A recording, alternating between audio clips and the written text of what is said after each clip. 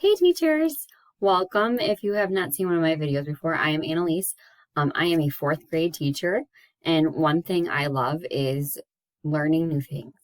And technology has been one of the places where I have spent a lot of time and energy learning things and ways I like to integrate it into my classroom as much as possible. So in today's video, I am going to share with you how you can create your own digital lessons and activities in Google Slides. Now you might be like, why Google Slides? Why not Google Docs? Well, it's a personal preference. I have several reasons. One, I just feel like it's so much more easy to navigate Google Slides. So Google Slides, I can have it in sections, really clear. I could tell kids which slide to start on, which slide to stop on for the day, or break things up really easily that way. For Google Doc, you can do a lot of scrolling, and you have to be really careful with how much content you put on there. I also find if there's movable pieces, it's way easier to do it in Google Slides. You can have pictures off to the side and have like a workspace. So Google Slides just seems to be the easier platform to use when creating lessons. So today I'm going to show you and walk you through some tips on creating some of your own digital lessons for Google Slides so that you can use it for in your classroom or distance learning. Well, let's get started. So I'm going to start by showing you how to create your own graphic organizer. So you're going to first go to your drive, and then you're going to go new, Google Slide. I already have a new one open right here. It has an example of the graphic organizer we're going to create together. So we're going to create one for questioning. I'm going to name my slide questioning graphic organizer so that I can find it really easily later. When you first open your slide, it's going to have a theme on the side that you can choose, so that's your background. I typically don't choose one because it's a personal preference, but if you want to use one, you may. But it's up to you. If you want to go back and add one later, all you need to do is click theme here, and they come right back up. So that is super easy to do. You can also insert your own backgrounds, and I will be showing you how to do that in a bit. So first of all, when we're starting to design an activity or lesson for kids, we want to think about slide size. So one thing about Google Slides is if I'm wanting a student to click on links or move things or add text, the best you have to be in this mode. So I'm not in present mode, so it's not full screen. So this is what they see. So we need to be really thoughtful about the quantity that we put on a slide and the font size. So we want fonts that are really easy to read, and we want them to be between sizes 18 to 24 because those are ideal for screens. If you're adding things that are in color, my recommendation is things that are more muted in color, especially because we want to be careful with eye strain. Bright colors can put a strain on our eyes, especially if we're doing things like online and virtual learning. We want to be careful with that. I got some blue light glasses right here, trying to prevent some eye strain. So one other thing before I show you how to create this is your slide size. Now, this is my current page is in the standard size that Google will start you at. Now, if you want an activity that you can print later on, like an About Me, you want to go File, Page Setup, and then Custom, and change it to 11 as the width and 8.5 as the height. So that is the size of a printable sheet of paper. But if you're going to just keep it online, you can just keep it at what Google says. You could also do it the long way if you would prefer. But if I'm not printing, I typically don't change it. So to make this graphic organizer, I had this first page. I'm going to delete what was on here. I just highlight it all and hit delete. And then I'm going to insert a table. Now, you can use shapes to draw your table, or you can format a table by inserting one. So I could go insert table and just make one like this and adjust the size. And like, then I have to adjust the lines and everything. So that's super easy to do that way. Another way you can do this is if you want your table to be a little different than what the insert table allows, you can draw a text box. I mean, just a box. This wasn't a text box. I just said, click the shape button.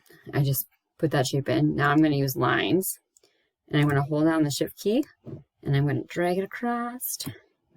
And I like that it shows me the center on this. I'm going to drag it across. So there is my T chart I made. Now I'm going to insert text. Right here I'm going to say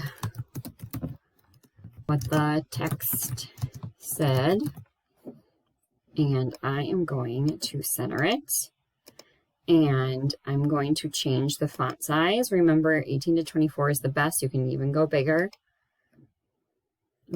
I clicked on the box on the outside to change the font is typically what I do, or highlight the font. Okay, now I want to change the font. I'm going to use Bitter because I like that one. But you can also add fonts. So if you want a different font than Google shows you right away, you can go more fonts and search here and add it to your fonts and just hit OK. So this one, I want to go back to Bitter. Now I'm going to copy this. I'm just going to do Control C, Control V, move it over. I'm using the arrow key to center it more. And then I'm going to write my questions. And then I will adjust how these fit in the box because I want them to be in similar places. And you can mess around with that until you want it perfect. So now I just have a basic graphic organizer. In the one I showed you, I added some clip art. So to do that, you can just go Insert, Image. If you're just using this in your classroom, you can just search the web and find clip art. I wrote Thought Bubble clip art. Remember, if you add clip art to the end, it'll be more like drawings. Also, if you want to make sure the background is transparent, like right this that has a transparent background, you can add transparent in your search.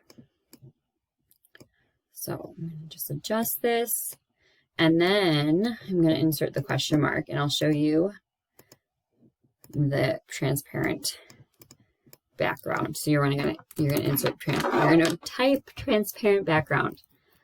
Question mark, transparent. You could just try transparent and see what it comes up with, and that will usually give you transparent background, or you could write transparent background. Here's the one I used before. Insert. Must have accidentally threw a text box in there for my earlier playing. Just deleted a text box if you didn't see that. So now I have my graphic organizer. Here's the next part. Let's say I'm going to share this with kids. If I share it as is, they can change the headers. They can move around the clip art.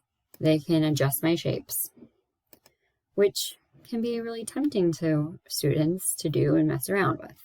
So if you want to just take that out of the game, because sometimes kids like to play with it on purpose and sometimes they accidentally make a mistake and move it and they don't know how to put it back, we can just set this as the background.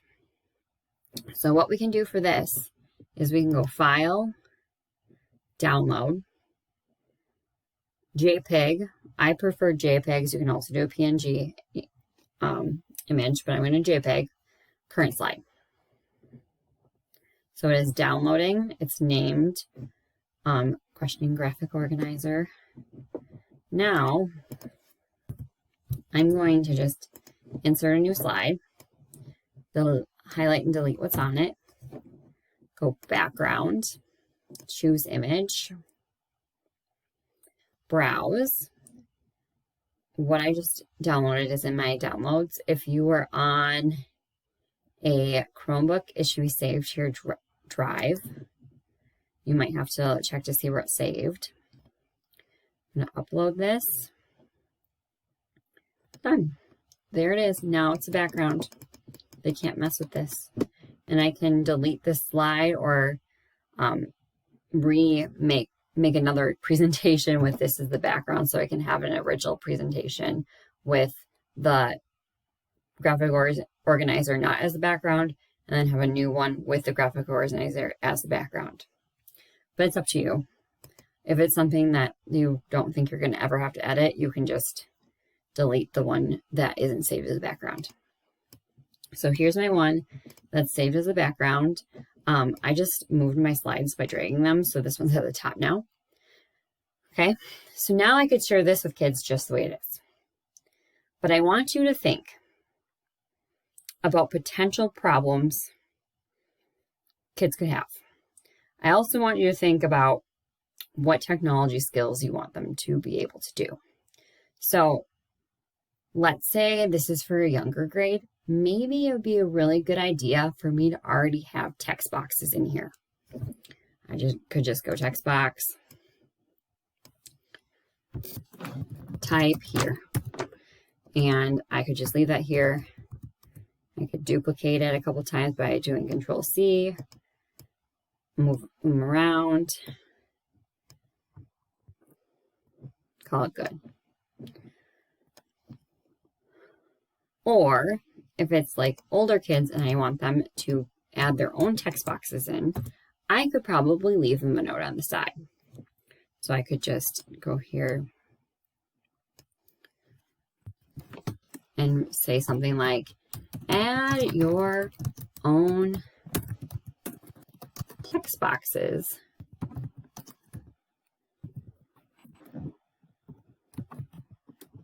now.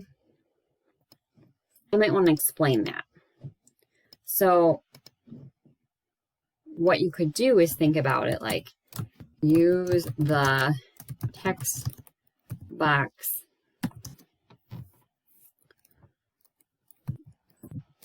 icon. Now, they might not know what that is, so you can look it up or describe it. So I could look up a picture and insert a picture of the symbol for inserting a text box, so this guy, or I could describe it. So I'm going to change icon to symbol because I think that's another good word for it. Use the text box symbol, and then it is a T with a box around it. So that would be a good way to give a tip. You could also be like, add an arrow. So I could go here and I could choose an arrow, and I could draw an arrow trying to point in that direction. And I'm going to change the thickness of that arrow quick. So I am going to move these up so it kind of looks like it. I'm using my arrow key to drag. And now I have a tip on how to do something right here, and the kids can do it themselves. So what I like about this is I am embedding technology, like education, showing them how to do something with tech, and content into one lesson. And I think we can really do that and do that well. Other things that you might want to think about is when you're giving instructions. In the classroom, we might be like, cut and paste, write down. Those words aren't technically words we really use online. We want to say things like click and type and draw and copy and paste and insert. Okay, so we want to use words that are more digital. So type versus writing, or move versus drag are all examples of how you can do that.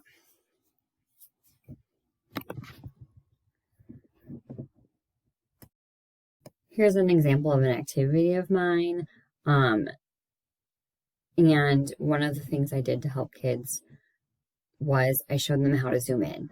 So that is just an idea of something you can do.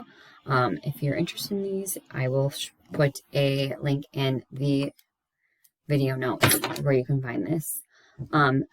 Other things I wanted to talk about real quick were accessibility. So I want you to think about, you might have students who are colorblind.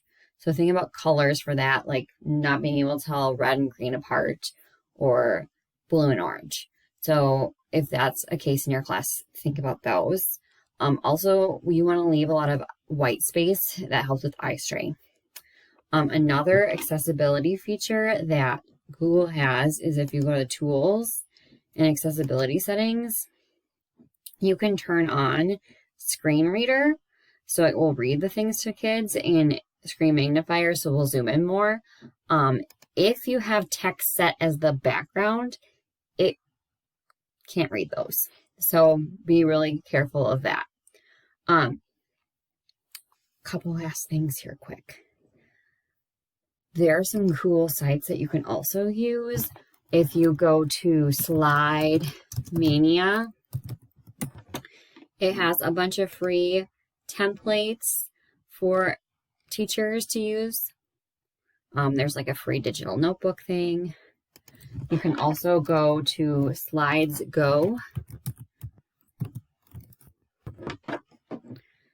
Also has a large amount of templates for teachers to use as well. If you go to the Education tab, you can see a bunch of things they have.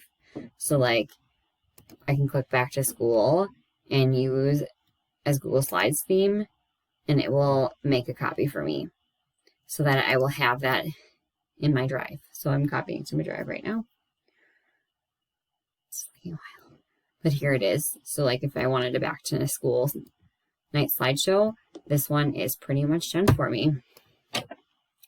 I just have to edit things, and I can edit the text, and I can delete any pages I want.